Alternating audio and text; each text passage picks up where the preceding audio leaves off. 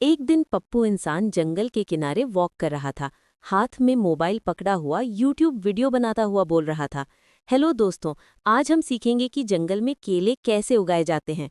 इतने में दरख्त के ऊपर से बबलू बंदर छलांग मारता है और सीधा पप्पू के कंधे पर आ बैठता है।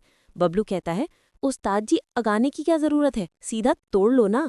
पप्पू बोलता है, अरे बंदर भाई, थोड़ा अखलाक भी कोई चीज होती है।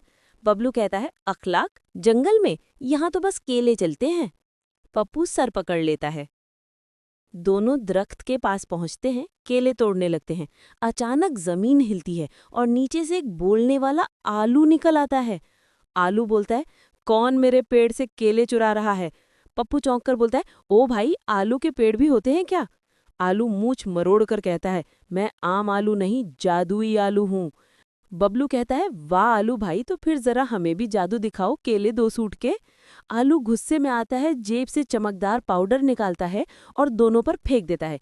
एकदम से बबलू इंसान बन जाता है और पप्पू बंदर में बदल जाता है। पप्पू चीखने लगता है, ची ची ची, मैं बंदर बन गया।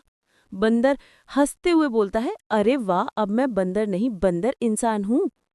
पप्पू दरख्त पर चढ़ने की कोशिश करता है, लेकिन हर बार नीचे गिरता है। बबलू मोबाइल उठाकर वीडियो बनाता है, दोस्तों आज देखेंगे इंसान कैसे बंदर बनता है। आलू कहता है, अब मजा आया ना, लालच का यही अंजाम होता है। पप्पू रोते हुए बोलता है, यार आलू भाई, गलती हो गई, केला सिर्फ सूंघने आया था।